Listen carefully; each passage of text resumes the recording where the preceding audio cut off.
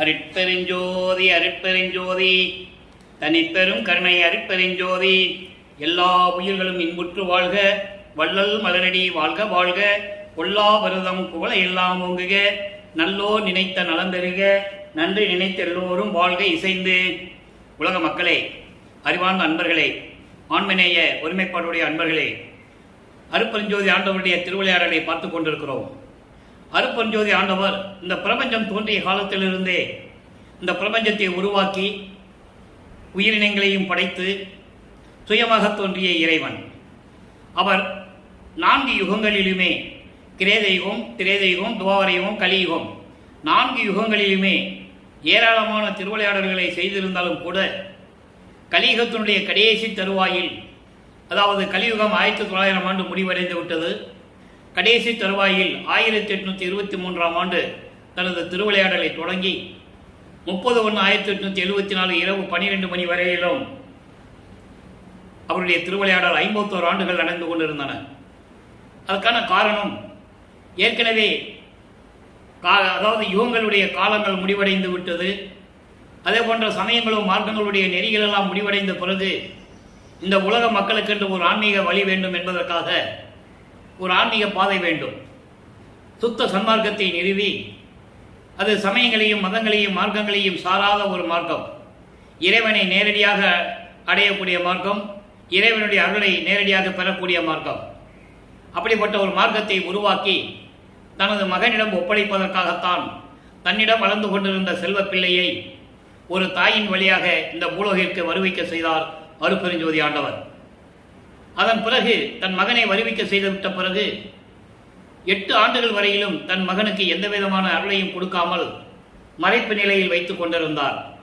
காரணம், சமயங்களும் மதங்களும் மார்க்கங்களும் சூழ்ந்திருந்த காலகட்டங்களில் தன் மகனை வருவிக்க செய்து சமயங்களிலும் மதங்களிலும் மார்க்கங்களிலும் இருக்கிற நெறிகளை எல்லாம் பின்பற்ற செய்து அதன் பிறகு இது உலக மக்களுக்கு சொல்ல வேண்டும், இது தேவையில்லை, இனிமேல் சுத்த சன்மார்க்கத்திற்கு இது தேவையில்லை என்ற நிலையை சொல்ல வேண்டும் என்பதற்காக தனது மகனை சமயங்களிலும் மதங்களிலும் மார்க்கங்களுடைய நெறிகளை பின்பற்ற வைத்து பார்த்து கொண்டிருக்கிறார்.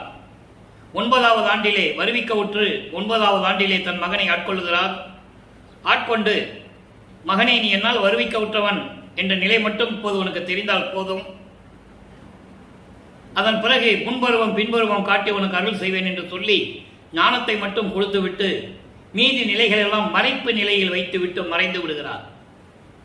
9வது ஆண்டிலே நமது பிள்ளை பெருமானவர்கள் இறைவனால் வருவிக்க உற்ற மகன் என்று தெரிந்தும் கூட மறைப்பு நிலையில் இருந்ததனால் அவருக்கு சுத்த சன்மார்க்கம் தெரியாது, அருட்பெருஞ்சோதி ஆண்டவர் இறைவன் என்று தெரியாது. அந்த காலகட்டங்களில் ஏற்கனவே சொல்லியிருந்த சிவபெருமான், தியாகராஜ பெருமான், நடராஜன், சொக்கநாதன், இப்படி பல பெயர்களில் அழைத்துக் கொண்டிருந்தார்கள். இவரும் அந்த பெயர்களை சொல்லி வழிபட்டுக் கொண்டிருக்கிறார். சமயங்களும் மார்க்கங்களிலும் மதங்களில் ஏற்பட்ட அந்த சங்கற்ப விகற்பங்களில், அந்த வழிபாட்டு முறைகளில் இவரும் வழிபட்டுக் கொண்டிருக்கிறார். காரணம், சரிய கிரிய யோகம் என்ற 12 நிலைகளையும் இவர் கடக்க வேண்டும். இவர் அறியாமலேயே இவர் கடந்து கொண்டிருக்கிறார். அதுதான் உண்மை. இறைவன் அப்படி அந்த நிலையை உருவாக்கி தந்து கொண்டிருக்கிறார். ஊதுபத்தி கொளுத்துறது, கற்பூரம் வச்சு சிவ சிவா நமச்சிவா என்று சொல்லி பாடுறது, இதே நிலையில் இருந்து கொண்டிருக்கிறார்கள். அப்போ 9வது ஆண்டிலிருந்து என்பது 2வது 8 வருவிக்கப்பட்ட முதல் 8 வருஷம் ஒன்றுமே இல்லை. 2வது 8 ஆட்கொண்ட பிறகு 9வது ஆண்டில் ஆட்கொண்ட பிறகு 16 ஆண்டுகளுக்குள் என்ன நடந்தது, இறைவனை எப்படியெல்லாம் முறையீடு செய்கிறார், விரைவில் வந்து எப்படியெல்லாம் ஆட்கொள்ள வேண்டும் என்று கூறுகிறார் என்பதை தான் 2ஆம் திருமுறையிலிருந்து பார்த்து கொண்டிருக்கிறோம். முதல் திருமுறையிலே திருவருள் முறையீடு பதிகத்திலே ஆரம்பமாகிறது. 232 பாடல்களை கொண்டது. நம்ம இப்போ 135 பாடலுடைய விளக்கங்களை பார்த்திருக்கிறோம். ஒவ்வொரு பதிகத்திலும் பார்த்து அதன் பிறகு அந்த திருவிளையாடலுடைய பதிவை ஆரம்பிக்கிறோம். இன்னைக்கு 136வது பாடல். நல்லா கவனிங்க. 1ஆம் திருமுறை பதிகம் 6 திருவருள் முறையீடு. தூக்கமும் சோம்பலும் துக்கமும் வாழ்க்கையை தொட்டு வரும் ஏக்கமும் நோயும் இடையூறும் மற்றை இடரும் விட்ட நீக்கமும் நின்மல நெஞ்சமும் சார்ந்த நிறைவும் அருள் ஆக்கமும் நின் பதத்து அன்பும் தருக அருள் சிவமே. இறைவனால் வருவிக்க உற்றவன் என்ற நிலை தெரிந்தும் கூட அவர் மனம் ஒரு நிலையில் இல்லை. காரணம், வெளியே சொல்லவும் முடியாது, நான் இறைவனுடைய குழந்தைன்னு சொல்லவும் முடியாது, இறைவனால் வருவிக்க விட்டோன்னு சொல்லவும் முடியாது. ஏன்னா எதற்காக வருவிட்டோன்றது அவருக்கே தெரியாது. அதான் உண்மை. அதுக்கப்புறம் தான் சொல்லுவார். அதுக்கு விளக்கம் வரும்போது நம்ம பார்த்துக்கலாம். அப்போ அந்த நிலையில் இருக்கும்போது இறைவனை வேண்டுகிறார். அதாவது தூக்கமும் சோமலும் துக்கமும் உலக வாழ்க்கையில் தொடர்ந்து வரக்கூடிய ஏக்கமும் நோயும் இடைஞ்சல்களும் தடைகளும் மற்றும் துயரங்களும் இல்லாத மனம் வேண்டும். அந்த இல்லாத மனமும் மாயைகள் மயக்கங்கள் இல்லாத மனமும் சாந்தமான நிலையும் அருள் ஆக்கமும் உனது திருவடிகளின் அன்பும் தர வேண்டும். விரைவில் வந்து எனக்கு அருள்வாயாக, அருள் சிவமே என்று சொல்லி இந்த முறையீடு செய்கிறார். காரணம், சமயங்களிலும் மதங்களிலும் மார்க்கங்களின் நிலைகளில் இருந்தாலும் கூட இறைவன் வந்து ஆட்கொள்ளவில்லை என்ற ஒரு ஏக்கம் அவருக்கு இருக்கிறது. ஏக்கம், தவிப்பு, மன உளைச்சல், வெளியே சொல்லவும் முடியல, ஏளன பேச்சுகள், இதெல்லாம் தாங்கிக் கொண்டிருக்கிறார் நமது பிள்ளை பெருமானவர்கள். அதன் பிறகு 13வது ஆண்டில், வருவிக்க உற்ற 13வது ஆண்டில் ஞானம் பிறக்கிறது. அதனால் திருவொற்றியூர் செல்லுகிறார். மனம் தூண்டுகிறது. திருவொற்றியூர் செல்ல வேண்டும் என்று மனம் தூண்டுகிறது. மனம் தூண்டுகிறது என்று சொல்வதை விட அருட்பெருஞ்சாண்டவர் உள்ளத்தை தூண்டி விடுகிறார். மகனை திருவொற்றியூருக்கு போக சொல்லு. இவர் திருவொற்றியூர் செல்லுகிறார். அங்கே 2ஆம் திருமுறை உதயமாகிறது. 2ஆம் திருமுறை மொத்தம் 150 பதிகங்கள் கொண்டது. 1207 பாடல்கள். ஒவ்வொரு பதிகத்திலும் இறைவனை எப்படி முறையீடு செய்கிறார் என்பதையும் அவருடைய இயக்கத்தையும் அவருடைய பரிந்துரைப்பையும் இறைவனிடம் முறையீடு செய்கிறார். தியாகராஜ பெருமானை பார்க்கறதுக்கு நிற்கிறாரு. ஒன்றும் பிரயோஜனம் இல்லை, வேண்டுறாரு. ஏன்னா காலங்கள் இருக்குன்னு சொல்லி அப்படியே அந்த காலங்கள் ஆண்டுகள் கடந்து போயிட்டு இருக்கு. அப்போ 2ஆம் திருமுறையில் இதுவரைக்கும் நம்ம 15 பதியத்தில் பார்த்துருக்கோம். ஒவ்வொரு பதியத்திலும் எப்படியெல்லாம் முறையீடு செய்தார் என்பதை நாம் பார்த்து விட்டோம். இன்று 16வது பதிகம். திருவொற்றியூருக்கு போனார். திருமலை வாயில போய் மாசிலாமணி மாசிலாமணின்னு சொல்லுவார். ஒரு பிரயோஜனம் இல்லை. திருவள்ளுவத்தாயத்துக்கு போவார். கந்தா கேசவா என்னென்னமோ சொல்லுவார். அங்கே ஒன்றும் அருள் கிடைக்கல. திருப்பம் திருவொற்றியூருக்கே போகிறார். இன்னைக்கு 16வது பதிகம். அதாவது திருவருள் வேட்கை. திருவருள் வேட்கை என்பது இறைவனிடம் எப்படியாவது அருளை பெற்றுக்கொள்ள வேண்டும் என்ற ஒரு ஏக்கம், ஒரு தவிப்பு, பரிதவிப்பு, எப்படியாவது வாங்கிடணும். அந்த நிலையில் இருந்து கொண்டு இறைவனை வேண்டுகிறார். பாடல் 6வது பாடல். சாரா வரும் சார்பில் சார்ந்து அரசே உன்னுடைய தாரார் மலரடியை தாழ்ந்து ஏற்கேன் ஆயிடனும் நேராய நின் சன்னதி கண் நின்று நின்று வாடுகின்றேன் ஓராயோ சற்றேனும் ஒற்றியூர் உத்தமனே. இது பாடல். இந்த பாடலை விளக்கம் பாருங்க. சேராதவர்களுடன் சேர்ந்து அந்த சேர்க்கையில் இருந்து கொண்டு நான் தீய செயல்களை செய்திருந்தாலும் கூட உன்னுடைய திருவடிகளை எண்ணி வாடுகின்றேன். உன்னுடைய திருவடிகளை, உன்னுடைய அருளுடைய திருவடிகளை நான் பணிந்து வணங்கவில்லை என்றாலும் கூட, ஏன்னா தீயவர்களோடு சேர்ந்துக்கிட்டார். தீயவர்கள் என்ன அர்த்தம்னா அடாபடி பேசுறது, அதாவது இறை அருள் இல்லாதவர்கள். இந்த மாதிரிகளோடு சேர்ந்துக்கிட்டு நான் உன்னுடைய திருவடிகளை பற்றி போற்றி வணங்கவிட்டாலும் கூட, வணங்கவில்லை என்றாலும் கூட, இன்று நேராக உனது சன்னதிக்கு வந்திருக்கிறேன். உன்னுடைய கோயில் முன்னால் வந்து நின்று கொண்டு உன்னை தினமும் பாடி பாடி வருந்தி வருந்தி வாடுகின்றேன். நீ விரைவில் வந்து எனக்கு அருள்வாயாக. என்னை பற்றி சிறிதளவு கூட நீ எண்ணி பார்க்கவில்லை, நினைத்து கூட பார்க்கவில்லை. அதாவது ஒற்றியூர் உத்தமனே ஓராயோ சற்றீனும். ஓராயோ என்பது என்னை பற்றி கொஞ்சம் கூட நீ நினைக்கிறதே இல்லை. ஒரு மகனை வருவிக்க செய்த பூலோகத்தில் அவனுக்கு என்னென்ன செய்ய வேண்டும் என்ற நினைப்பு கூட உனக்கு இல்லை. என்னை மறந்துட்டேன். சிறிதளவு கூட என் மேலே இறக்கம் இல்லை உனக்கு. சீக்கிரம் வந்து அருள்வாயாக ஒற்றியூர் உத்தமனே என்று சொல்லி இந்த பாடலை அருளியிருக்கிறார்கள். ஆக வல்லப்பமானவர்கள் வருவிக்க உற்று 19 ஆண்டுகள், அதாவது 16 ஆண்டுகள் வரையிலும் இந்த நிலை தொடர்ந்து கொண்டிருக்கிறது. அப்போ காலங்கள் உருண்டு ஓடுகிறது. 3ஆம் திருமுறை உருவாகிறது. அப்ப வல்லப்பமானவர்கள் வருவிக்க உற்று 24 ஆண்டுகளுக்குள் இருந்து கொண்டிருக்கிறார். அன்பர்களை, பாடல்களை சொல்லிதான் விளக்கம் சொல்ல வேண்டும் என்ற காரணத்தினால்தான் உங்களுக்கு பாடல்களை சொல்லி விளக்கம் கூறிக்கொண்டிருக்கிறேன். உண்மை உங்களுக்கு புரிய வேண்டும். செவி வெளிவந்த செய்திகள் அதெல்லாம் வேற வேற விஷயங்கள், அது வேண்டாம். அந்த விளக்கத்துக்குள்ளே நம்ம போக வேண்டாம். வல்லப்பமான் 24 ஆண்டுகளுக்குள் இறைவனிடமிருந்து எந்த அருளையும் பெற முடியவில்லை. இப்போ 3ஆம் திருமுறை உருவாகிறது. இதுவரை 11 பதிகங்களை பார்த்திருக்கிறோம் 3ஆம் திருமுறையிலே. இவர் தியாகராஜ பெருமான் திருவிழா வீதி வரும்போது அங்கே நிற்கிறது, ஒரு பிரயோஜனம் இல்லை. அப்புறம் நாரையும் கிளிகளையும் தூது அனுப்பி பார்த்தால் ஒன்றும் பிரயோஜனம் இல்லை. இவதான் சிக்கவே மாட்டேன்றாரு. அப்புறம் தெருவழியா ஓடுறது, அந்த பதியம் பின்னால் பார்க்க போகிறோம். அது 19வது பதியம். அது இவர் தெருவழி நின்றுட்டு இருப்பாரு. தியாகராஜ பெருமான் இவரை பார்த்து ஓடுவார் தெருவழியா. இவரும் ஓடாத இறைவா ஓடாதன்னு பின்னாலே ஓடுவார். ஓட்டத்தை பிடிக்க முடியாது. அந்த நிலையில் இருந்து கொண்டு அதன் பிறகு ஒரு குறைச்சி பெண்ணிடம் போய் குறி கட்டுவது போல பாடல்களை எழுதியிருப்பார்கள். அதையும் நம்ம பார்த்துட்டோம். இன்னைக்கு 12வது பதிகம் காட்சி அற்புதம். இப்ப நிலைகள் மாறுகிறது. இதுவரைக்கும் பட்ட கஷ்டங்கள் கொஞ்சம் கொஞ்சமா மறைஞ்சுக்கிட்டு வருது. இப்ப காட்சி அற்புதம். இப்ப தியாகராஜ பெருமானை பார்க்கிறாரு, அற்புதமா இருக்குன்னு சொல்றாரு, ஆனா மறைஞ்சிடுறாரு இறைவன். அந்த நிலையில் இருந்து கொண்டு இந்த பாடலை எழுதியிருக்கிறார்கள், பார்க்கிறோம். தொண்டு புரிவோர் தங்களுக்கு ஓர் துணைவர் ஆவார். இறை தொண்டு செய்கின்ற சிவனடியார்களுக்கு துணையாக இருந்து கொண்டிருக்கின்ற இறைவன். சூழ்ந்து வரி வண்டு புரியும் கொன்றை மலர் மாலை அழகர், அதாவது தேன் சொரியும் மலர்கள், புத்தம் புது மலர்கள், தேனீக்கள் மொய்த்துக் கொண்டிருக்கின்ற புத்தம் புது மலராகிய கொன்றை மலர்களை சூடிய இறைவன். சிவபெருமனுக்கு பிடிச்ச மலர் கொன்றை மலர், வெற்றி வாகை சூடிய மலர் என்று சொல்லுவார் வல்லப்பமானவர்கள், பாடல்களிலே உண்டு. ஆக கொன்றை மலர்களை சூடிய இறைவன் வல்விடத்தை உண்டு புரியும் கருணையினால். வல்விடம் கொடுமையான விஷம், பார்க்கடலை கடையும் போது ஏற்பட்ட கொடுமையான விஷத்தை உண்டு தேவர்களை காப்பாற்றியவர். அவ்வளவு கருணை உள்ளம் படைத்தவர்.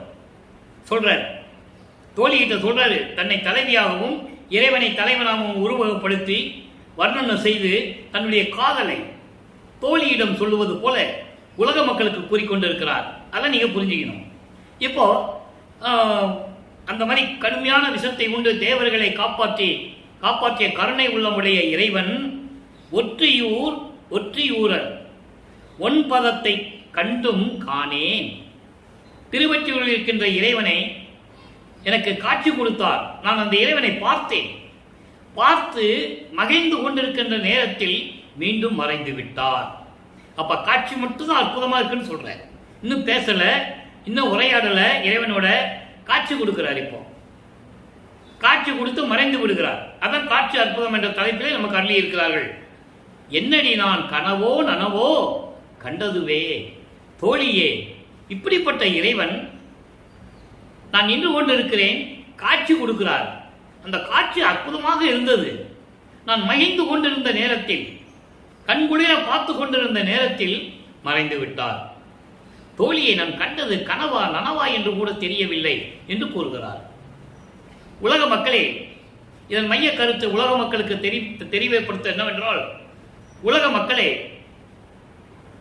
நான் இறைவனால் வருவிக்க உற்று 24 ஆண்டுகள் வரையிலும் இறைவனிடம் எந்த அருளையும் பெற முடியவில்லை. வல்லப்பமானவர்கள் அவருடைய மனநிலையை உலக மக்களுக்கு தெரிவிக்கிறார் பாடல்களின் மூலமாக. அதன் பிறகு நான் திருவொற்றியூரில் நின்று கொண்டிருந்த போது இறைவனுடைய காட்சியை நான் பார்த்தேன். அற்புதமாக இருந்தது. நான் அந்த அற்புத காட்சியை நான் கண்டு மகிழ்ந்து கொண்டிருந்த நேரத்தில் மீண்டும் மறைந்து விட்டார். இது கனவா நனவா என்று கூட எனக்கு தெரியவில்லை.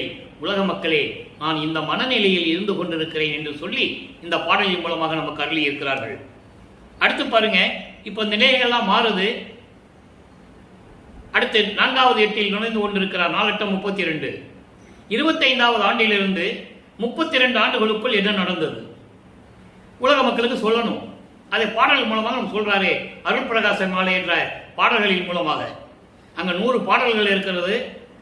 ஒவ்வொரு பாடலிலும் இறைவன் எப்படி வந்து தனக்கு அருளை கொடுத்தார், என்ன சொன்னாரு, அப்பனும் மகன் என்ன பேசிக்கிட்டாங்க, இந்த நிகழ்ச்சிகள் அங்க வரும். அப்ப நிலைகள் மாறும். அப்ப இந்த சிவபெருமானு, நடராஜன், மாசிலாமணி பேரே வராது. அப்போ வல்லப்பமானவர்களுக்கு அந்த காலகட்டத்தில் சுத்த சன்மார்க்கம் இருப்பது தெரியும். அருப்பெருஞ்சோதி ஆண்டவர் தான் முதல் கடவுள் என்று தெரியும். ஆதியும் அந்தமில்லா தோன்றிய இறைவன் என்று தெரியும். பார்க்க போறோம் பாருங்க. முத்தி ஒன்று வியத்தி ஒன்று காண்மீன் என்று ஆகமத்தின் முடிகள் முடித்து உரைக்கின்ற அடிகள் மிக வருந்த. எப்படிப்பட்ட திருவடிகள் வராராம். இவர் மன வருத்தப்பட்டு இறைவன் இனிமே எங்கேயும் போகக்கூடாது, முடிஞ்சா அவர் வரட்டு சொல்லி வீட்டுக்குள்ள உட்காந்து கதவை பூட்டி தாப்பா போட்டுருவார். அப்ப இறைவன் மகனுடைய கோபத்தை சாந்தப்படுத்த வேண்டும், கோபத்தை தணிக்க வேண்டும், அவனுக்கு அருளை கொடுக்க வேண்டும். காலங்கள் ஓடிக்கொண்டிருக்கிறது, நெருங்கி கொண்டிருக்கிறது. இனி 19 ஆண்டுகள் தான் இருக்கிறது. இந்த பாடலில் வளர்ப்பமானவர்கள் அருளும் போது 51 ஆண்டுகள், திருவிளையாடலில் 19 ஆண்டுகள் தான் பாக்கி இருக்கு. அப்போ அவர் வராரு, நடந்து வர்றதை சொல்றாரு. அவங்க அப்பா திருவழியா நடந்து வந்ததை எப்படி வந்து அருளை கொடுத்தான்னு சொல்றாரு. எப்படிப்பட்ட திருவடிகள். முத்தி ஒன்று வியத்தி ஒன்று உரை, அதாவது வியத்தி ஒன்று காண்மீன் என்று ஆகமத்தின் முடிகள் முடித்து உரைக்கின்ற. அதாவது முத்தினா என்ன, அதன் பிறகு அதனுடைய செயலாற்றுகள் என்ன, செயலாக்கம், சித்தி என்றால் என்ன என்று ஆகமங்கள் இறைவனிடம் கேட்கின்றன. அப்ப அந்த முடிவான முடிவை சொல்லுகின்ற, முடித்து வைக்கின்ற அந்த ஆகமங்களுக்கு விளக்கி உரைத்து சொன்ன திருவடிகள். முத்து என்பது வேறு, சித்தி என்பது வேறு. அதான் அகவல்லே சொல்ற. முத்து என்பது நிலை, முந்துரு சாதனம், அத்தல் என்ற அருப்பெருஞ்சோதி. எல்லாருமே இந்த பிரபஞ்சத்தில் தோன்றியவர்கள் முத்தியோடு அடைந்து விட்டவர்கள் தான். ஞான சித்திக்கு யாரும் வரவில்லை. அப்ப இந்த சித்தி என்பதை அடுத்து சொல்லுவார். சித்தி என்பது நிலை சேர்ந்த அனுபவம். அத்தகென்ற அருள் அருப்பெருஞ்சோதி. சித்தி என்பது வேறு, முத்து என்பது வேறு. இவைகளுடைய அதாவது விளக்கங்கள், செயலாக்கங்கள் எங்களுக்கு சொல்ல வேண்டும் என்று ஆகமங்கள் இறைவனிடம் கூற, அந்த முடிவான முடிவை சொல்லிய திருவடிகள். அதான் முத்தி ஒன்று வியத்தி ஒன்று. காண்பின் எங்களுக்கு காட்டுங்கன்னு சொல்றது. ஆகமங்கள் தான் இறைவனிட்ட சொல்லிட்டு இருக்கு. முத்தினா என்ன, அதனுடைய செயலாக்கம், அதனுடைய நிலைகள்னா என்ன, சித்தி என்றால் என்ன, அதனுடைய செயலாக்கங்கள் என்ன, எங்களுக்கு காட்டுங்கள், எங்களுக்கு சொல்லுங்கள், எங்களுக்கு விளக்கி கூறுங்கள் என்று ஆகமங்கள் கூற, அந்த முடிவுகளுக்கெல்லாம் முடிவு கட்டிய திருவடிகள். அதான் சொல்றாரு, முடிகள் முடித்து உரைக்கின்ற. அதுக்கு முடிவு கட்டிட்டார் இறைவன். அப்படிப்பட்ட திருவடிகள் மிக வருந்த பத்தி ஒன்றும் இல்லாத கடப்புலையின் பொருட்டு. பக்தியே இல்லாத இந்த எளியவனுடைய நிலையை எண்ணி என்னையும் மகனாக நினைத்து, அதான் பொருட்டாக என்று சொல்லுகிறார். மகனாக நினைத்து படிற்று உளத்தேன். படிற்று என்பது வஞ்சகம் நிறைந்த உள்ளம் கொண்டவன் நான். அப்படி உள்ளம் கொண்டவனுடைய இருக்கும் இடத்தை தேடி நடந்து சித்தி ஒன்று திருமேனி காட்டி. சித்தி ஒன்று திருமேனி காட்டி. இப்ப சித்தியை சொல்லிட்டாரா? சித்தி என்றால் இறைவனுடைய நிலை அனுபவம். அந்த திருவுருவை காட்டி, சிவானந்த திருவுருவத்தை காட்டி, என்னுடைய தெருக்கதவை திறக்க செய்து, தாழ்பாலை அவிக்க செய்து, என்னை இவர் பூட்டிட்டார்ல, அவர் தான் வந்து திறக்கணும். கதவை தட்டின இவர் போய் எந்திரிச்சு போய் திறக்க மாட்டார். அது அவருக்கு தெரியும். அதனால அவருடைய அருளால் அந்த தாப்பா திறக்குது, கதவு திறக்குது. அங்கு என்னை அழைத்து, ஒரு கால் உள்ள வச்சுக்கிறாரு, ஒரு கால் வெளியே வச்சுக்குவார் அருப்பஞ்சாண்டவர். 2 கால் வச்சு உள்ள வந்துட்டோம்னா, இவர் ஓடி போய் கதவை பூட்டிட்டாருன்னா இவர் மறுபடியும் போக முடியாது. மகனுடைய அன்புக்கு கட்டுப்பட்டு எதுவும் போக முடியாது. இன்னும் காலங்கள் இருக்கு, இன்னும் நிறைய வேலைகள் இருக்கு. அதனால ஒரு காலம் உள்ள வச்சு ஒரு காலம் வெளியே வச்சு வா மகனேன்னு கூப்பிடுறாரு. அங்கு என்னை அழைத்து என் செங்கையில் மகிழ்ந்து சக்தி ஒன்று கொடுத்தாய், ஒரு அருள் கொடையை கொடுத்தாய். என்ன அருள் கொடை என்பது இப்ப நம்ம பின்னால பார்ப்போம். நின் தன்னருள் என்ன என்பேன். உன்னுடைய அந்த அருமையான இந்த அருள் பாங்கை, இந்த அருள் தன்மையை நான் என்னவென்று சொல்லுவேன். தனிமன்றுள் ஆனந்த தாண்டவம் செய்யும் அரசே. அம்பலத்திலே திருவிளையாடல் செய்து கொண்டு அருளாட்சி செய்து கொண்டிருக்கின்ற இறைவனை என்று சொல்லி இந்த பாடலை நமக்கு அருளியிருக்கிறார்கள். சித்தி என்றால் என்ன, முத்தி என்றால் என்ன, ஏற்கனவே நம்ம விளக்க பார்த்துட்டோம். இது ஆகமங்கள் கேட்குது அவர்கிட்ட. எங்களுக்கு விளக்குங்க சொல்லுங்க, எங்களுக்கு காட்டுங்க. காண்மின்னா காட்டுங்கள், தெரிவியுங்கள், எங்களுக்கு அறிவியுங்கள் என்று பொருள். சித்தி என்பது நிலை, முந்துரு சாதனம், அத்தகை என்ற அருப்பெருஞ்சோதி. சித்தி என்பது நிலை சேர்ந்த அனுபவம், அத்திரல் என்ற அருப்பெருஞ்சோதி. இதுதான் முத்திக்கும் சித்திக்கும் வித்தியாசம். முத்தி என்பது 12 நிலைகளை சார்ந்தது. சமயம், அதாவது சரியை, கிரியை, யோகம், இந்த முன்னாங்க 12. இந்த 12 நிலைகளும் சமயங்களும் மதங்களையும் மார்க்கங்களையும் சார்ந்தது. அதுதான் முத்தி. சித்தி என்பது ஞான சரியிலிருந்து ஆரம்பிக்கும். திரையோதச நிலை என்று சொல்லுவார். 13வது நிலையிலிருந்து ஞான சரியை, ஞான கிரியை, ஞானத்தில் யோகம், ஞானத்தில் ஞானம். இந்த நிலையை எங்களுக்கு காட்டுங்கள் என்று ஆகமங்கள் சொல்ல இவர் விளக்கி அந்த முடிவுக்கு முடிவு கட்டிய அப்படிப்பட்ட திருவடிகள் என்னையும் மகனாக ஒரு பொருட்டாக நினைத்து தெருவழியாக நடந்து வந்து தெருக்கதவை திறக்க செய்து உள்ள ஒரு காலையும் வெள்ளை ஒரு காலையை வச்சு வா மகனை என்று அழைத்து என் உள்ளங்கையில் ஒரு அருள்கொடையை கொடுத்தாய். இப்போ இறைவன் வந்து அருள் கொடுத்தது, வந்து தேடி வந்தது எல்லாம் இப்போ 32 ஆண்டாவது நிறைவடைந்தது. இப்ப 4 எட்டுகள் முடிந்து விட்டது. 5வது எட்டு தொடக்கம். 33வது ஆண்டு தொடங்குகிறது. 40 ஆண்டுகளுக்குள் அந்த 8 ஆண்டுகளுக்குள் என்ன நடந்தது? நேராக அங்கே சென்னையிலிருந்து நேராக சிவஞான வெளிக்கு செல்லுகிறார். தத்துவங்களை கடந்து சென்று கொண்டிருக்கிறார். ஒரு காலகட்டத்தில் அங்கே போக முடியாத நிலை ஏற்படும் போது அருள் சக்தி ஒரு கையை தூக்கி விடுகிறார். அதை இன்னைக்கு சொல்லுவார், பாட்டில் சொல்றாரு, நம்ம பார்க்க போறோம். கையை தூக்கி விடும். அப்படியே மகனை வரவேற்க அருப்பஞ்சாண்டவர் வந்து வரவேற்று அங்கே அழைத்து செல்லுகிறார். அங்கே பிரம்மன், திருமால், ருத்திரன் போன்ற பதத்தலைவர்களும் வானவர்களும் சூழ்ந்திருக்க சிங்காதன மேடையிலே தன் மகனை இருக்க வைத்து, இவன் என் மகன், பிரபஞ்சத்தை இயக்கப் போகின்றவன், என் அருளை பெற்றவன் என்று மணிமுடி சூட்டி சுத்த சன்மார்க்கத்தை கையிலே கொடுத்து அருள் செய்த இறைவன் அருப்பெருஞ்சோதி ஆண்டவர் என்பதை நாம் ஏற்கனவே விளக்கங்களிலே பார்த்து விட்டோம். பாடல்களிலும் அந்த பாடல்களை எல்லாம் உங்களுக்கு நான் விளக்க சொல்லிட்டேன். இப்போ பூலோகத்துக்கு வந்து விட்டார். இங்க வரணும். இங்க வந்து இன்னும் நிறைய வேலைகள் இருக்குல்ல. இப்ப கருங்குழியில் இருக்கிறார். கருங்குழியிலிருந்து அங்கே வடலூர் போகணும், தர்மசாலையை கட்டணும், அதுக்கப்புறம் கோர்ட்டுக்கு போகணும், நீதியை நிலைநாட்ட வேண்டும். அதன் பிறகு இங்கே மறுபடியும் சித்தி வளாகம் வரணும், அப்புறம் சத்தியஞான சபையை கட்டணும். நிறைய வேலைகள் இருக்கு. அதனால இப்போ அருள் விளக்க மாலை உதயமாகிறது. மறுபடியும் அவங்க அப்பா கூப்பிடுறாரு, நீ போ மகனே, நீ எப்போ கூப்பிட்டா நான் வருவேன்னு சொல்லிடுவார். இப்போ அருள் விளக்க மாலை 6ஆம் திருமுறை பதிகம் 37 73வது பாடல். பாடலை நல்லா கவனிக்கணும். இங்க ஒரு விளக்கம் இருக்கிறது. ஜீவகாரணிய ஒழுக்கம்னா ஜீவாரி ஒழுக்கத்தை புத்தகத்தை படித்து அப்படியே மனப்பாடம் பண்ணி அப்படியே ஒப்பிக்கிறது இல்லை. ஜீவகாரணிய ஒழுக்கம் என்பது பசி, பிணி, தாகம், இச்சை, எளிமை, கொலை, பயம். அதாவது பசியும் கொலையும் பரஜீவகாரணம். பசி தவிர்த்தலும் உயிர்களை கொலை செய்வதை நிறுத்துவதும் பரஜீவகாரணியம். இதெல்லாம் அபரஜீவகாரணியம். அந்த பயம்னு ஒன்று இருக்குல்ல, உயிர் நேயமும் பயமும், இச்சை, இது ரெண்டையும் இந்த பாடலில் சொல்லுவாரு.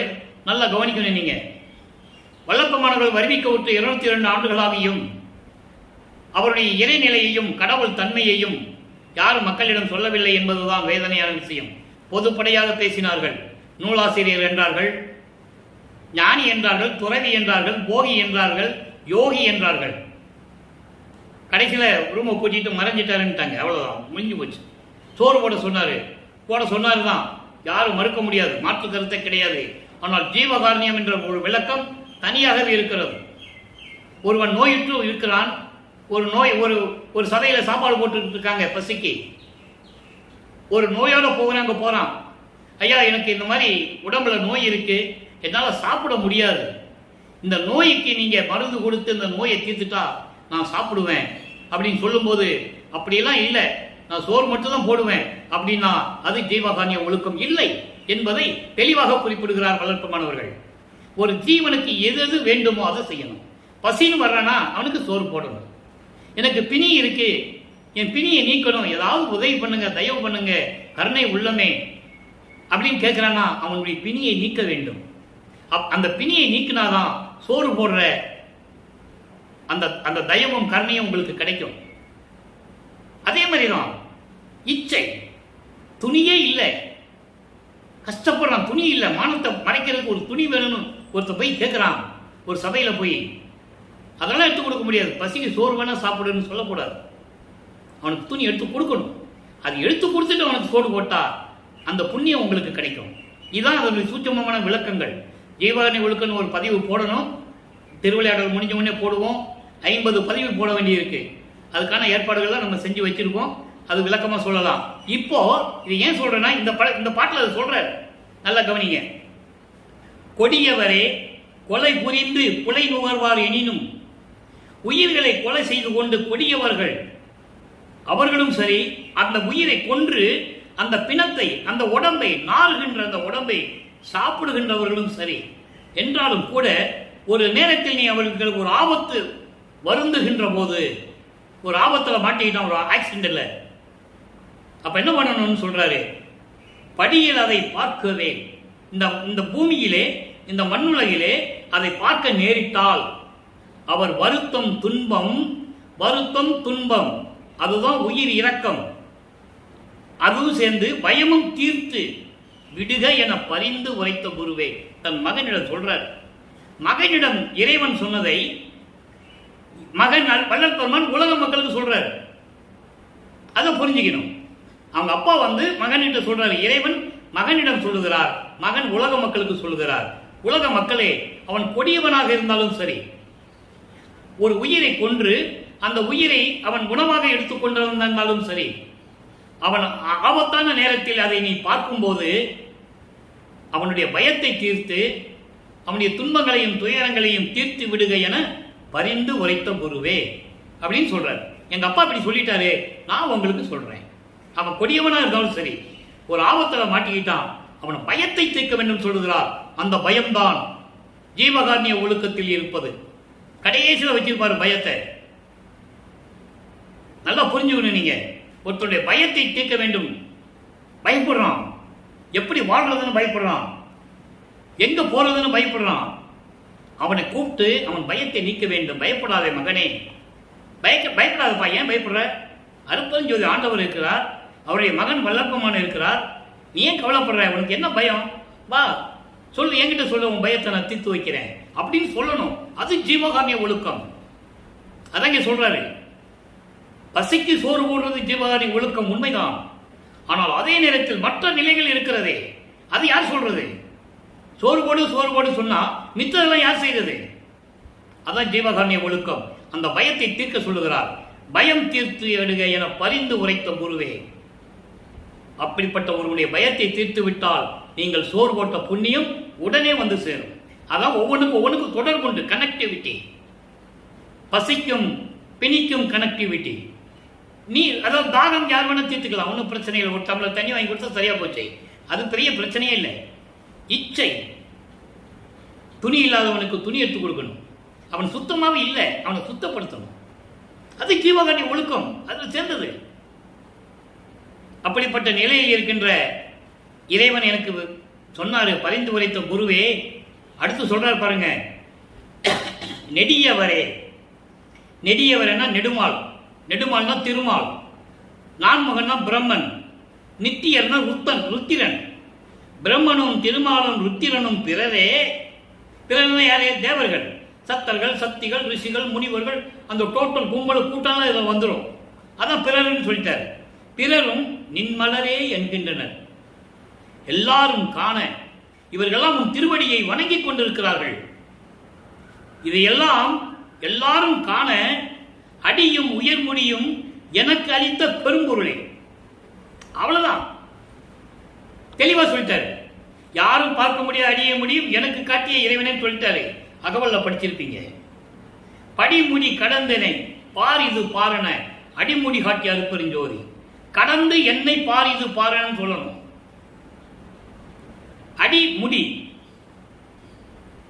எல்லாம் கடந்து வந்துட்ட மகனே. இவர் கேட்கிறாரு, யாரும் பார்க்க முடியாத அடிய முடியும் நான் நினைச்சிட்டு இருக்கேன், எனக்கு காட்டுன்னு சொல்லும்போது முதல்ல பூலோகத்திலிருந்து வெளியே வந்துட்டார். இவர் போயிட்டே இருக்கிறாரு, விண்ணுலகத்தையும் தாண்டிட்டாரு. அப்பா நீ எங்க இருக்கிறேன்னு கேட்கிறாரு. அதெல்லாம் கடந்து வந்துட்ட மகனே, இப்ப பாரு என்ன, பார் இது பார் என்ன அடிமுடி காட்டி அருப்பெருஞ்சோதி. அங்க அதான் இங்க சொல்றாரு, எல்லாரும் காண.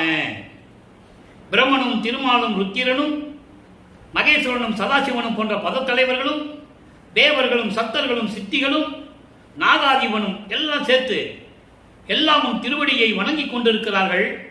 அவர்கள் எல்லோரும் பார்க்கும்படி எனக்கு உன்னுடைய அருளுடைய திருவடியினுடைய அருளையும் உயர் முடியையும் எனக்கு அளித்த எனக்கு மணிமுடி சூட்டி. உயர் முடி என்பது இறைவனுடைய மணிமுடி, அதிகாரம், எல்லா அருளையும் சேர்ந்தது. எல்லாவற்றையும் எனக்கு கொடுத்து அளித்த பெரும் பொருளே, அருப்பெருஞ்சோதியே. எல்லாம் பார்க்கிறாங்க. மக்கள்கிட்ட யார் சொன்னது? இதுவரை பேசினாங்கல்ல, சுத்த சன்மார்க்க மேடையிலே பேசுறேன்னு சொல்லி பேசுறாங்க, சொல்லவே இல்லை. அப்ப சொன்னாலே மலர் பெருமானுடைய நிலை தெரியும். அன்பர்களே, ஒருத்தரை இழிவுபடுத்த வேண்டுமோ, தாக்க வேண்டுமோ, தரைவுறா பேச வேண்டும் நமது நோக்கம் அல்ல. அதை நீங்க புரிஞ்சுக்கணும். ஆதங்கம் திருவெட்பாவிலே இருந்ததை மக்களுக்கு சொல்ல வேண்டும் அல்லவா? இப்படிப்பட்டவர்கள் எல்லாரும் காண இவர் அங்கே மணிமூடி சூட்டுகிறார். இங்க இருக்கிறவங்க கூட இருந்தவங்க என்ன சொல்லிட்டாங்க? அவர் எங்க போனான்னு தெரியாதுப்பா, எங்கேயாவது போயிருப்பாரு, 3 மாசம் எங்கேயாவது சுத்திட்டு வருவாரு, அப்புறம் 8 வருஷம் எங்கேயாவது போவாரு, 4 மாசம் எங்கேயாவது போவாரு, இப்படிதானே சொன்னாங்க. அதை மக்கள் நம்பினார்கள்.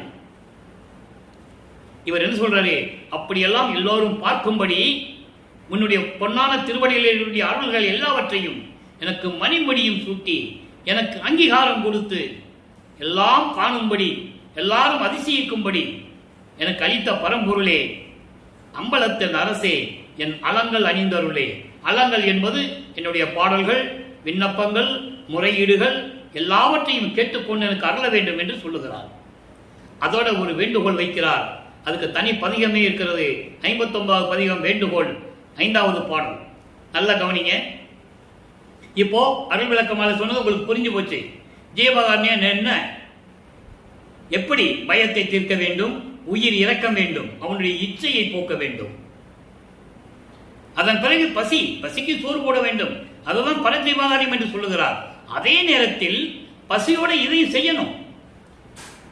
அதுதான் இந்த வல்லப்பெருமான் இந்த பாடலிலே குறிப்பிட்டு இது என் தந்தையே எனக்கு கட்டளையிட்டிருக்கிறார் என்று சொல்லுகிறார். அதை நீங்க புரிஞ்சுக்கணும். ஆக வேண்டுகோள்ல பாருங்க, உணர்ந்தவர் உள்ளத்தை உகந்தவா, உணர்ந்தவர் உள்ளத்தை உகந்தவா, இயற்கை உண்மையே உருவதா இன்பம் புணர்ந்திட என்னைத்தான் புணர்ந்தவா. இறைவனை போற்றி புகழுகிறார். அதே நேரத்தில் தனக்கு இறைவனிடம் பெற்ற அருளையும் சொல்லுகிறார். அதான் அற்புதம். திருவருளுடைய அற்புதமே அதான். போற்றி போற்றினா போற்றி மட்டும் பாடுறதில்லை, இடையில வரும் எப்படியெல்லாம் அருளை கொடுத்தார் என்பது வரும். வேறு எந்த புராணத்திலும் இதிகாசங்களும் கிடையாது என்பதை நான் பதிவு செய்ய கடமைப்பட்டிருக்கிறேன். இறைவனை பற்றி போற்றி பாடினார்கள், முக்தி அடைந்தார்கள், அதோடு முடிஞ்சு போச்சு, அவ்வளவுதான். ஞான பொதுவிலே பொது நடம் புரிந்து என் குணம் திகழ்ந்து ஓங்கும் குணத்தவா, குணமும் குறிகளும் கோலமும் குலமும். நல்ல கவனிக்கணும். குணமும் குறிகளும் கோலமும் குலமும் கனந்த சன்மார்க்க தனிநிலை நிறுத்தும் தக்கவா மிக்க வாழ்வர்களே. எவ்வளவு அற்புதமா சொல்றாங்க பார்க்கணும். உணர்ந்தவர் உள்ளத்தை உகந்தவா, உன்னை உணர்ந்தவர்கள், நீதான் இறைவன், சுத்த சன்மார்க்கத்தின் தலைவன், சுத்த சன்மார்க்க நெறிகளை கொண்ட ஒரு இறைவன், ஆதியம் அந்தமில்லா தோன்றிய இறைவன் என்று உன்னை உணர்ந்தவர்களின் உள்ளத்தில் இருக்கின்ற இறைவனே, விரும்பி இருக்கின்ற இறைவனே, அதான் உகந்தவா என்று சொல்லுகிறார். அப்ப யார் உள்ளத்தில் இருக்கிறார் என்பதை இங்கே தெளிவுபடுத்துகிறார். அதை நீங்க புரிஞ்சுக்கணும். அடுத்து இயற்கை உண்மையே, இயற்கை உண்மை விளக்க கடவுள் என்று சொல்லுவார் அருப்பெருஞ்சோதியை. கொடிகட்டி பேருபதேசம் செய்யும் போது சுத்த சன்மார்க்கத்தை எல்லாம் பெற்றுக்கொண்டு இறுதி காலகட்டத்தில் 51வது ஆண்டின் இறுதியில் பேருபதேசம் செய்யும் போது சித்தி வளாகத்திலே சன்மார்க்க கொடிகட்டி, சுத்த சன்மார்க்க கொடிகட்டி அங்கே பேருபதேசம் சொல்லுவார், இயற்கை உண்மை விளக்க கடவுள் தான் அருப்பெருஞ்சோதி. அதான் இங்க சொல்றார், இயற்கை உண்மையே உருவலாய் இன்பம், அருப்பெருஞ்சோதி உருவாக என்னோடு கலந்திட, என்னுடன் கலந்து கொண்ட இறைவனே புணர்ந்தவா, ஞான பொதுவிலே பொது நடம் புரிந்து சுத்த சிவஞான வெளியிலே, சுத்த சிவஞான வெளி, அதான் ஞான பொதுவெளி என்று சொல்கிறார். பின்னாலே ஒரு பாடல் இருக்கு, இன்னைக்கு நம்ம அதை பார்க்க போறோம். சுத்த சிவஞான வெளியிலே இருந்து கொண்டு திருவிளையாடல் செய்து கொண்டு என் குணத்தோடு, என் குணம் என்பது ஏற்கனவே நான் நிறைய 4 வருடங்களாக நான் பதிவு செய்து கொண்டிருக்கிறேன். அற்புதமான குணங்கள், 8 குணங்கள். தன்மயத்தனாதல், தூய உடம்பினாதல், இயற்கை உணர்வினாதல், முற்றிலும் உணருதல், இயற்கையை, அதாவது இயற்கையாகவே பாசங்களை நீக்குதல், முடிவில் ஆற்றல் உடைமை, பேரின்பல் உடைமை, வரம்பில் இன்ப உடைமை, இப்படி 8 குணங்கள் உண்டு இறைவனுக்கு. அந்த 8 குணங்களை கொண்டுதான் எண்கோண வடிவமாக அங்கே சிவஞான வழியிலே இருக்கின்ற சத்தியஞான சபையை எப்படி இருக்கிறதோ அதே போல பின்னாளில் இங்க வடலூரிலே சத்தியஞான சபையை இறைவனை நிறுவியது. இந்த பிரபஞ்சத்தில் இறைவன் நிறுவிய ஒரே இடம் வடலூரில் இருக்கின்ற சத்தியஞான சபை என்பதை மிக மகிழ்ச்சியுடன் பூரிப்புடன் தெரிவித்துக் கொள்கிறேன். அற்புதமான இடம். அப்படிப்பட்ட இறைவனை என் குணத்தோடு விளங்கிக் கொண்டிருக்கின்ற இறைவனே, குணம், குறிகள், கோலம், குலமும் தனிந்த, இது எதுவுமே இல்லாத குணம் என்பது சமயங்களிலும் மதங்களிலும் மார்க்கங்களில் இருந்த குணங்கள். அங்கே உயிர் இரக்கம் இருக்காது, உயிர் நேயம் இருக்காது, கொலையும் புலையும் தவிர்த்திருக்க மாட்டார்கள். ஜீவகாரிய ஒழுக்கணும் என்னன்னே தெரியாது உங்களுக்கு, அதான் குணம்.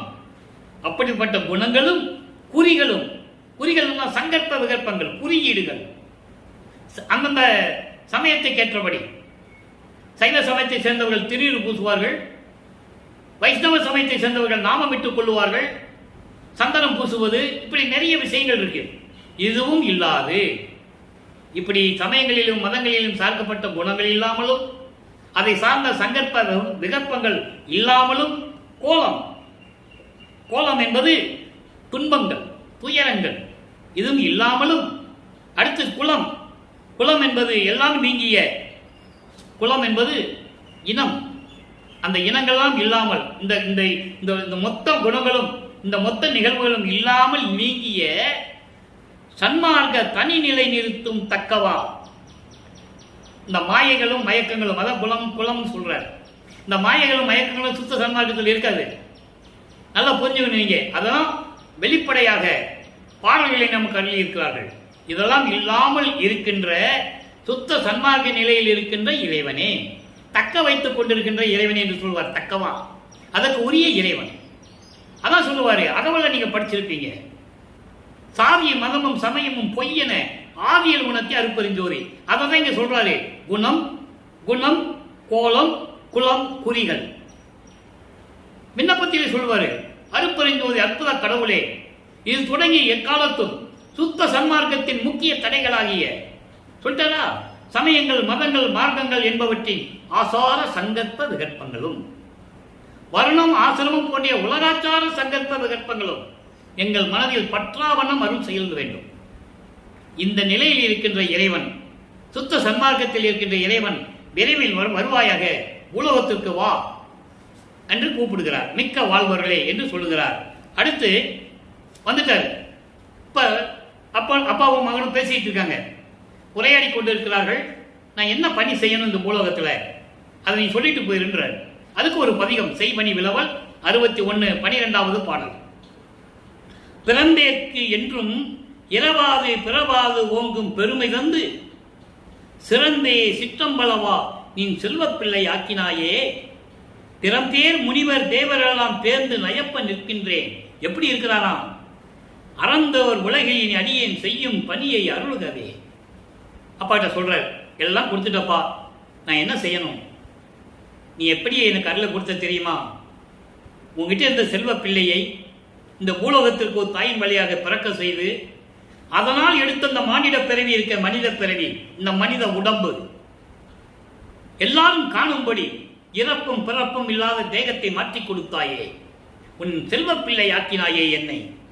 சிற்றம்பளவா, இதை நான் எப்படி சொல்லுவது? எவ்வளவு அற்புதமா சொல்றாரு பாருங்க. ஏன் அதை சொன்னாருன்னு புரிஞ்சுக்கணும், தெளிவுபடுத்தணும். அவர் ஏற்கனவே ஒவ்வொரு யுகத்திலையும் இறைவனுடைய அடியானாகவும் பிள்ளையாகவும் இருந்தவர்.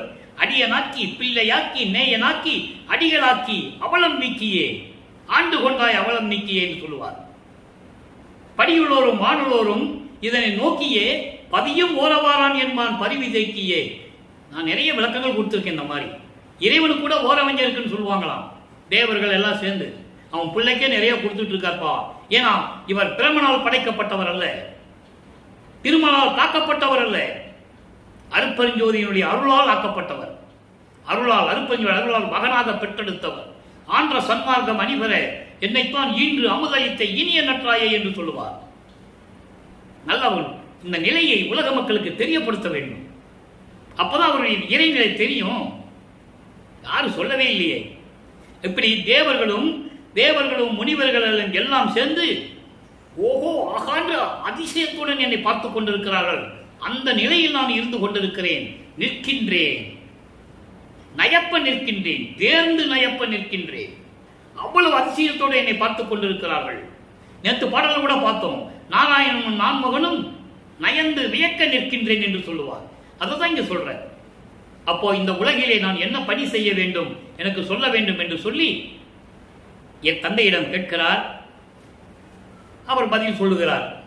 62 ஆற்றாமை என்பது இனிமேல் என்னால் சகித்துக் கொள்ள முடியாது. நீ வர்றது, நான் உன்னை கூப்பிட, நீ விண்ணுலகத்துக்கு இங்கே வர, நான் உங்ககிட்ட தான் இருக்க மகனு சொல்ல, திருப்பி என்னை ஏமாத்திட்டு திருப்பி போயிட, இந்த நிலையெல்லாம் எனக்கு பிடிக்கலப்பா, எனக்கு சகித்துக் கொள்ள முடியலை.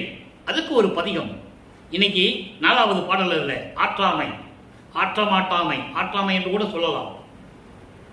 பொய்யாது என்றும் என் உள்ளத்தே பொருந்தும் மருந்தே, பொய்யாது என்றும் என்னைக்கு விலகாமல் என் உள்ளத்திலே நிலையாக இருந்து கொண்டிருக்கின்ற உயிர் நேயமே மருந்தே என்று சொல்லுகிறார். உயிர் நேயம் என்றால் உயிர் இரக்கம் கொண்ட இறைவன், உயிரினங்களுக்கெல்லாம் மருந்தாக வந்து கொண்டிருக்கிற இறைவன், உயிர்களை எல்லாம் நோயற்ற வாழ்வில் வாழ வைத்துக் கொண்டிருக்கின்ற இறைவன். அப்படிப்பட்ட இறைவனே, புண்ணியனே, சுத்த சன்மார்க்க தலைவனே, கையார்ந்து இளங்கும் மணியே, கையார்ந்து என்பது என் உள்ளங்கையில் நெல்லிக்கனி போன்று விளங்கிக் கொண்டிருக்கின்ற என் இறைவனே, செங்கரும்பே, கனியே, கடையேற்கு செய்யா உதவி செய்த பெருந்தேவே. இந்த மகனுக்கு யாருக்கும் கிடைக்காத அருளையெல்லாம் எனக்கு கொடுத்து, செய்ய முடியாத உதவிகள் எல்லாம் செய்து, உதவி என்பது என்ன, அருள் கொடுத்து, அருள் செய்து ஆட்கொண்டு இருந்த பெருந்தேவே, அருப்பெரும் ஜோதியே, மூவா தெல்லமுதே, மூப்பில்லாத இறைவனே. மூப்பில்லாத இறைவன் என்ன அர்த்தம்? அழிவில்லாத இறைவன், சுயமாக தோன்றிய இறைவன். ஐயா அரசே, இனி சிறிதும் ஆற்ற மாட்டேன் கண்டாயே சொல்லிட்டாரா. இப்போ மறுபடியும் திருப்பள்ளி எழுச்சி என்ற ஒரு பதிகத்திலே விளக்கத்தை பார்த்து கொண்டிருக்கிறோம். இன்னைக்கு 2வது பாடல். திருப்பள்ளி எழுச்சி என்பது நீ விரைவில் வந்து எனக்கு அருள வேண்டும் என்று கூறுவது போல அந்த பாடல் இருக்கும். அதாவது சமயங்களிலும் மதங்களிலும் திருப்பள்ளி எழுச்சி என்பது காலையில் தூக்கத்தில் எழுப்புறதுன்னு சொல்லுவாங்க, திருப்பள்ளி எழுச்சி பாடல் பாடுதுன்னு சொல்லுவாங்க. அந்த நிலையில் அந்த நிலைகள் எல்லாம் உண்டு. சுத்த சன்மார்க்கத்தில் திருப்பள்ளி எழுச்சி என்பது வல்லப்பமான் கூறியது விரைவில் வர வேண்டும், தூங்கிட்டு இருந்த இறைவன் வர வேண்டும் அர்த்தம் இல்லை, நீ அருளோடு வந்து மறுபடியும் எனக்கு அருளை தர வேண்டும் என்று கூறுகிறார். நல்லா பாருங்க. துர்க்குண மாயை போய் தொலைந்தது. துர்க்குண மாயை சமயங்களிலும் மதங்களிலும் மார்க்கங்களில் கூறப்பட்ட மாயைகள், மயக்கங்கள், உலக விடயங்கள் இதெல்லாம் சுத்த சன்மார்க்கத்தில் இருக்காது. அதனால சொல்றாரு, துர்க்குண மாயை போய் தொலைந்தது, எல்லாம் போயிடுச்சு. ஞானம் தோன்றிட பொன்னொழி தோன்றிய கதிர்தான். ஞானம் கிடைக்க வேண்டும் என்பதற்காக அருப்பொஞ்சுதாங்கள் உதயம் கிடைத்தது. சிற்குண வரைமிசை உதயம் செய்தது. சிற்குண வரைமிசை என்பது அருள் பாங்கோடு அருள் தன்மையோடு உதயம் செய்தது. அப்போ அருப்பெருஞ்சோதியம் வந்ததனால், சுத்த சான்மார்க்கம் கிடைத்ததனால் இதெல்லாம் தொலைந்து விட்டது என்று சொல்லுகிறார். மா சித்திகள் அடிமறை செய்திட, பெரிய பெரிய சித்திகளாம் இறைவனிட்ட கட்டளையின்படி அடிபணி செய்து கொண்டிருக்கிறார்கள். இறைவனுடைய கட்டளைக்கு அடிபணிந்து வேலை செய்து கொண்டிருக்கிறார்கள். செய்திட சூழ்ந்த நற்குண சன்மார்க்க சங்கத்தரெல்லாம் நன்னினர். நற்குண சன்மார்க்க சங்கத்தார்கள், சுத்த சன்மார்க்கத்தை சேர்ந்த சாதுக்கள் எல்லாம் கூடினார்கள். தோத்திரம் பண்ணி நிற்கின்றார்கள், உன்னை வணங்கி நின்று கொண்டிருக்கிறார்கள். நீ வான் சொல்ற, தோத்திரம் பண்ணி நிற்கின்றார்கள். அற்பெருஞ்சோதி சொன்று உன்னுடைய பெயரை சொல்லிக்கொண்டு இங்கே நின்று கொண்டிருக்கிறார்கள். எற்கு உணவளித்த, குணவளித்தன் அங்க இருக்கும் பாட்டுல, குணவளித்தன் இருக்கும், அப்படி படிக்கக்கூடாது. எற்கு உணவளித்த, எற்கு என்பது எனக்கு, உணவளித்த என்பது அருள் அமுதம். அவர் கருவறையில் இருந்தே அருள் அமுதம் உண்டவர். பாடல சொல்லுவாரு, எனக்கு மறைப்பு இருந்த காலகட்டங்களில் நான் உண்ட உணவெல்லாம் அமுதமாயிற்று. ஏன்னா அப்ப அவருக்கு தெரியாது, பசி இல்லாட்ட கூட மற்றவங்க வற்புறுத்துவாங்க, சாப்பிடு சாப்பிடுன்னு. இவர் சாப்பிட்டுருக்காரு. ஆனால் அந்த சாப்பாடு அது அமுதமாயிடுச்சுன்னு அப்ப அவருக்கு தெரியாது. அது பிறகு பாடல்ல சொல்லுவார், சுத்த சன்மார்க்கத்தை பெற்ற பிறகு மறைப்பு இருந்த காலகட்டங்களில் நாம் உண்ட உணவெல்லாம் அமுதமாயிற்று. எப்படி எவ்வளவு அற்புதமா இருக்கும் தெரியுமா அந்த பாடல்லாம். ஏற்கனவே அது விளக்கெல்லாம் கொடுத்துருக்கோம் நம்ம. அப்ப இந்த நிலையில் இருக்கும்போது எனக்கு அருள் அமுதம் கொடுத்த என் அருப்பெருஞ்சோதி, என் அம்மையே, தாய் உள்ளம் கொண்ட இறைவனே, பள்ளி எழுந்து அருள்வாயே. பள்ளி எழுந்து அருள்வாயினா நீ சீக்கிரம் விரைவில் வா, வந்து அருள வேண்டும். எல்லாம் நிக்கிறாங்க, உன்னுடைய பேரை சொல்லி தோத்திரம் சொல்லி நின்றுட்டு இருக்காங்க. அருப்பெருஞ்சோதி அருப்பெருஞ்சோதி சொல்லிட்டு நிற்கிறான். தன்னார்க்கத்தை சேர்ந்தவங்க எல்லாம் வா சீக்கிரம், எல்லாம் துக்கணம் ஆயெல்லாம் தொலைஞ்சிருச்சு, உன் உதயம் ஆயிடுச்சு, அருப்பெருஞ்சோதி ஆண்டவர் வந்தாச்சு, நீ சீக்கிரம் வா என்று கூப்பிடுறாரு. கூப்பிட்டாரா? அதை சொல்லுவார் பாருங்க திருவுந்தியார்ல. கூப்பிட்டாரு, வந்துட்டாரு. திருவந்தியார் 64ஆம் பதிகம் திருவந்தியார்ல 2வது பாடல். நல்லா கவனிங்க. பொழுது விடிந்தது. திருப்பள்ளி எழுச்சியில அதான் இருக்கும் முதல் வரியில, பொழுது விடிந்தது இல்லையா? நேற்று அதை பார்த்தோம். இன்னைக்கு பார்த்தாங்க துக்குணம் மாயை தொலைந்தது. 2வது பாடல முதல் வரி அதான். இன்னைக்கு திருப்பள்ளி எழுச்சியில திருவந்தியார்ல சொல்றாரு பொழுது விடிந்தது. திருவந்தியார் என்பது ஏற்கனவே எனக்கு விளக்கம் கொடுத்திருக்கேன். அதாவது அது ஒரு சிறுவர்கள் விளையாட்டு, பறவை ஓல பறந்து விளையாடுற ஒரு விளையாட்டு. அதே போல அந்த ஆடேடி பந்து கொடுப்பார் 116ஆம் பதிகத்துல, 2 தோழிகள் பந்தாடுவது போல சொல்லுவார். அது பாடல்குடியிலேயே தன்மையை மாற்றுவதற்காக, ஒரு ரசிப்பு தன்மை இருக்க வேண்டும் என்பதற்காக அதை கூறுவது. நமக்கு பாடலுடைய கருத்து தான் முக்கியம். பொழுது விடிந்தது. பொழுது விடிந்தது என்ன? இரவு போயிடுச்சு. இரவு போயிடுச்சுன்னா என்ன அர்த்தம்? இருள் மாயை போயிடுச்சு. இருள் மாயை போயிடுச்சுன்னா என்ன அர்த்தம்? சமயங்களும் மதங்களும் மார்க்கங்களும் போயிடுச்சு, தொலைஞ்சது. பொற்பதம் வாய்த்தன, உனது திருவடிகள் எனக்கு கிடைத்து விட்டது, தொழுது மகிழ்ந்தேன். உலகத்துக்கு சொல்றாரு உந்தி பர. மற்றவங்க கிட்ட சொல்லணும்ல, சிறுவர்கள் விளையாடினாலும் சொல்லு, ஏதோ ஒரு பாட்டு பாடி தானே விளையாடுவாங்க, அதுபடியும் எடுத்துக்கொள்ளலாம். இங்கே உந்தி பற என்பது இறைவன் இந்த அடியனுக்கு கொடுத்த விளக்கம். அது சரியா தவறா என்பது நீங்கள் முடிவு எடுத்துக் கொள்ளலாம். அது உங்களுடைய சுதந்திரம், அதில் நான் தலையிட விரும்புவதில்லை. உந்தி பற என்பது ஒரு உந்துர சக்தி. அதாவது பறவை பறப்பது போல, காற்றிலே பறவை பறப்பது ஒரு உந்துர சக்தி. அந்த உந்துர சக்தியிடம் சொல்லுகிறார், இந்த பிரபஞ்சம் முழுவதும் போய் நீ சொல்லு. பற என்றால் சொல்லுன்னு அர்த்தம். பற என்றால் சொல்லு என்று ஒரு அர்த்தம் இருக்கிறது. ஆக அந்த நிலையிலிருந்து ஒன்று இந்த பாடலிடம் கருளி இருக்கிறார்கள். பொழுது விடிந்தது, எல்லாமே தொலைந்தது, சுத்த சன்மார்க்கம் கிடைத்து விட்டது, உன் திருவடிகள் கிடைத்து விட்டது, தொழுது மகிழ்ந்தேன் என்று உந்திப்பற. நீ பிரபஞ்சம் உள்ள போய் நீ எனக்கு சொல்லு. நான் இங்க சொல்லி பார்த்தேன், யாரும் கேட்கல, நீ போய் சொல்லுன்னு சொல்ற. அது ஒரு சிறுவர்கள் விளையாடுவது போல அந்த நிலையை எடுத்து சொல்லுகிறார். அடுத்து தூயவனானேன் என்று உந்திப்பற, நான் புனிதவனாகிவிட்டேன். என்னால் இறைவன் என்னை வருவிக்க விட்டு 32 ஆண்டுகள் வரையில் நான் பட்ட பாடு, இந்த மண்ணுலகிலே நான் பட்ட பாடு, துன்பங்கள் எல்லாம் நினைத்தால் மலையும் கண்ணீர் விடும், இரும்பும் உருகும். பாடல சொல்லியிருக்க. இப்ப நான் புண்ணியவனானே, சுத்த சன்மார்க்கத்தை பெற்ற பிறகு கடவுள் நிலையை நான் அடைந்து விட்டேன், தூயவனானேன், சுத்த சன்மார்க்கத்தை சேர்ந்தவனாகிவிட்டேன் என்று உந்திப்பற. நீ போய் பிரபஞ்சத்தில் சொல்லு அப்படின்னு அந்த சக்தி கிட்ட சொல்ற. பறக்கின்ற ஒரு சக்தியிடம் சொல்லுகிறார். அடுத்து பாருங்க, அடைக்கலம் புகுதல். எல்லாம் சொல்லியாச்சு. இப்ப இறைவனிடம் சொல்றார், எல்லாம் நீ கொடுத்துட்ட, நான் உன் அடைக்கலாம் என்று சொல்லுகிறார். அந்த பதிகத்திலே 2வது பாடல், திரை சேர் மறைப்பை தீர்த்து சொல்லிட்டாரா. அந்த மறைப்பு இருந்தது. அந்த மறைப்பு அவருக்கு இருக்கும்போதுதான் அவருக்கு அருப்பஞ்சாண்டவர் யாருன்னு தெரியாது, சுத்த சன்மார்க்கம் என்னன்னு தெரியாது, சமயங்களையும் மதங்களையும் மார்க்கங்களையும் விட்டுக்கிட்டு இருந்தார். அப்போ அவர் சாப்பாட்டு உணவெல்லாம் என்ன ஆகுதுன்னு அவருக்கே தெரியாது. ஆனால் அது அமுதமாயிடுச்சு.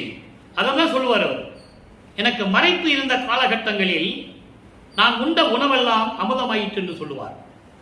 திரைசேர் மறைப்பை தீர்த்து மாயங்களையும் மயக்கங்களையும் கொடுத்த இந்த சமயங்கள் மதங்கள் மார்க்கங்களின் நெறிகள் எல்லாம் எல்லாவற்றையும் நீக்கி எனக்கே தெரியாதெல்லாம் தெரிவித்து, எனக்கே தெரியாதெல்லாம் தெரிவித்து.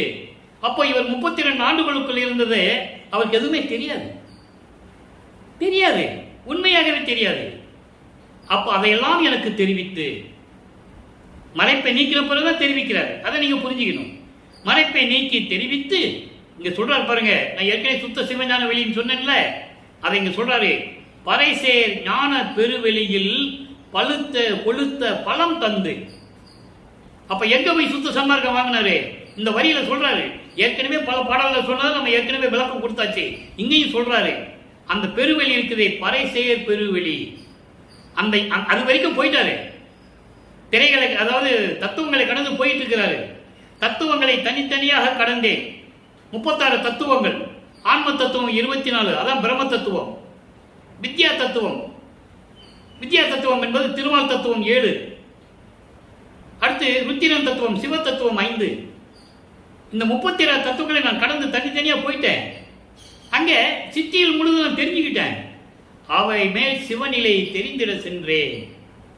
அப்போ இந்த பறைசேர் ஞான பெருவெளியில், அருள் பறைசேர் என்பது அருள் சக்தியுடன் கூடிய, அருள் சக்தி என்பது இணைந்தது. சிவன் சக்தி வேறு வேறு. ஆனால் அருட்பெருஞ்சோதி அருள் சக்தியோடு சேர்ந்தவன் சிவம். அதுக்குதான் வித்தியாசம். நான் ஏற்கனவே பல இடங்களில் விளக்கம் கொடுத்திருக்கேன். சக்தியும் சிவனும் சேர்ந்தது என்று சொல்லுவார்கள் சமயங்களிலும் மதங்களிலும் மார்க்கங்களிலும். சுத்த சன்மார்க்கத்தில் அருள் சக்தியுடன் கூடிய சிவம். அதங்க சொல்றாரு, பறைசேர் ஞான பெருவெளி. அதான் சுத்த ஞான பெருவெளி. பெருவெளி வேற, ஞான பெருவெளி வேற. பெருவெளி என்பது கடந்து போற வெளி, பரவெளி, பராபரவெளி, பரம்பரவெளி, பெருவெளி. அதுக்கடுத்து பெரு சுகவெளி. இது ஞான பெருவெளி என்பது சுத்த சிவஞான வெளி. அதுதான் இறுதியான வெளி, 16வது நிலை. ஞானத்தில் ஞானம் இருக்கக்கூடிய வெளி. அதான் கடவுள் நிலை அறிந்து அமயமாகக்கூடிய வெளி. அப்படி பரஞ்சேனி ஞான வெளியில் பழுத்த கொளுத்த பழம் வந்து, பழுத்த கொளுத்த பழம் சுத்த சன்மார்க்கத்தையும் திருவருள் செங்கோலையும் கொடுத்தது.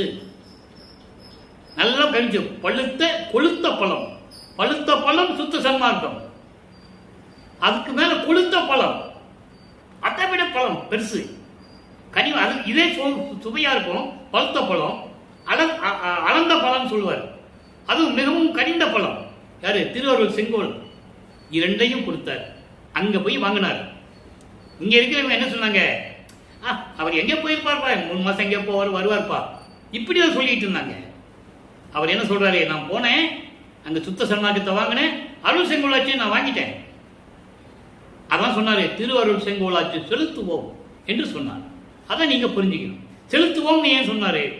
செலுத்துவேன்னு சொல்லியிருக்கலாம்ல, இல்ல செலுத்துவார்னு சொல்லியிருக்கலாம். அருட்பெருஞ்சோதி செலுத்துவாருப்பா, நான் செலுத்துவேன் அப்படின்னு சொல்லியிருக்கலாம்ல. செலுத்துவோம் ஏன் சொன்னாரு? அது சூட்சமான விளக்கங்கள் இருக்கு. இவர் இறைவன் அருட்பெருஞ்சாண்டவர் தன் மகனோடு கலந்துகிட்டார். மகன் உள்ளத்தில் இருக்கிறார்.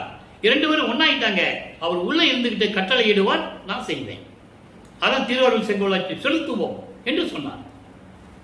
அப்படி சுத்த சன்மார்க்கத்தையும் வாங்கிட்டேன், அருள் செங்கோலாட்சியும் வாங்கிட்டேன். தந்து கரைசேர் இன்ப காட்சியெல்லாம் காட்டி கொடுத்தாய்.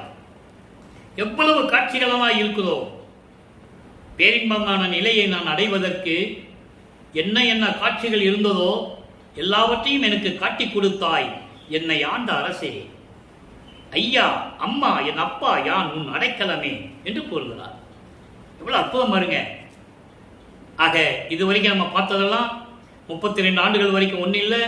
அதுக்கப்புறம் வீட்டை கதவை பூட்டிட்டு உள்ள இருந்துக்கிட்டாரு. உள்ள வந்து அருளை கொடுத்து, மகனை எழுத்து அருளை கொடுத்துட்டு போயிட்டாரு. திரும்பி 6ஆம் திருமுறை உருவாகிறது. என்னெல்லாம் நடந்தது பார்த்துட்டோம். இது வரைக்கும் வல்லப்பமானவர்கள் 5வது எட்டில் நிறைவு செய்கிறார். 40 ஆண்டுகள் முடிவடைகிறது. 6வது எட்டில் அடியெடுத்து வைக்கிறார்.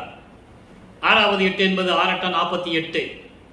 41 ஆண்டுகளில் இருந்து 48 ஆண்டுகளுக்குள், அதாவது வருவிக்கு ஊற்றாண்டில் இருந்து, அப்படிதான் வல்லப்பமான சொல்லணும். வல்லப்பமான 48வது வயசுல 30வது வயசுல சொல்லக்கூடாது. அதெல்லாம் தப்பு. அப்படி என்ன சொல்லக்கூடாது. அவர் ஒவ்வொரு யுகத்திலே இருந்தவர். உலகத்திற்கு வந்ததனால் அதை மக்களிடம் யாரும் சொல்லவில்லை அவரை பற்றி. அவ்வளவுதான். வருவிக்க விட்ட 42 ஆண்டுகளுக்குள் என்ன நடந்தது, 41 48க்குள்ள என்ன நடந்தது இப்ப நம்ம பார்க்க போறோம். இதனுடைய முடிவு தான். அதுக்கப்புறம் அங்கே கரும்புலியிலிருந்து இங்கே வடலூருக்கு வந்தது, தர்மசாலையை நிறுவியது, அதெல்லாம் நம்ம பார்க்க போறோம். இப்போ இந்த நிலையில் இருக்கிறோம். இதை மட்டும் தான் நம்ம பார்ப்போம். 66வது பதிகம் பற்று அறுத்தல், 2வது பாடல். நல்லா கவனிக்கணும். திருப்பள்ளி எழுச்சியில பள்ளி பள்ளி எழுந்து அருள்வாயன்னு சொல்லுவார். நீ சீக்கிரம் வந்து விண்ணுலகத்தில் வந்து எனக்கு அருளை கொடுன்னு சொல்லுவார்.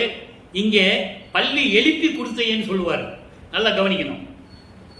ஆணை நும் ஆணை என் அருப்பெருஞ்சோதி, சத்தியம் சொல்றேன், உன் மீது சத்தியம், என் அருப்பெருஞ்சோதி ஆண்டவரே, திரு அம்பலத்தவரே, நானை விட்டு உரைக்கின்றவாறு இது கண்டீர்.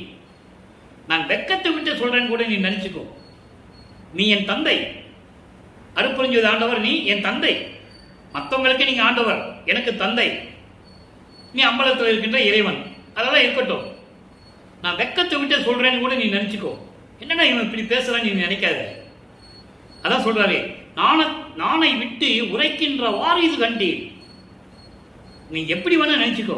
வெக்கத்தை விட்டு வெக்கமில்லாம சொல்றான்னு கூட நீ நினைச்சுக்கோ. அதை பத்தி எனக்கு கவலை இல்லை.